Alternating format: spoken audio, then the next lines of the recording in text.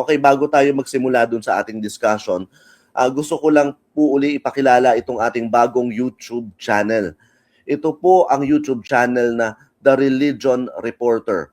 So, kung hindi pa po kayo nakakapag-subscribe, no, pumunta po kayo sa YouTube at hanapin nyo po yung handle na @religionreporter. Yung title ng page ay The Religion Reporter. Meron din tayong QR code na naka-flash kanina sa screen.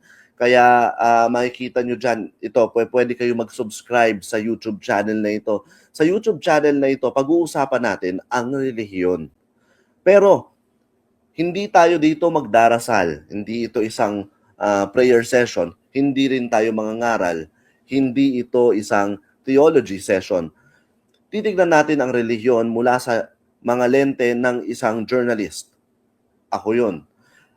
At pag-uusapan natin ang mga bagay na may kaugnayan sa relihiyon at sa ibang mga aspekto ng lipunan. So, relihiyon at politika, relihiyon at kalikasan, relihiyon at mga isyong panlipunan na bumabagabag sa atin ngayon sa Pilipinas at sa iba-ibang bahagi ng mundo.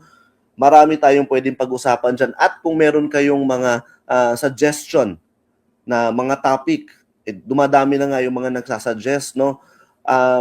Mag-email lang kayo sa religionreporterph@gmail.com at masayang-masaya kung sasagutin yung inyong mga suggestion at ila-line up. Talagang napakalaking unexplored topic itong relihiyon, kaya marami tayong mga pag-uusapan sa mga susunod na araw, linggo, buwan at taon.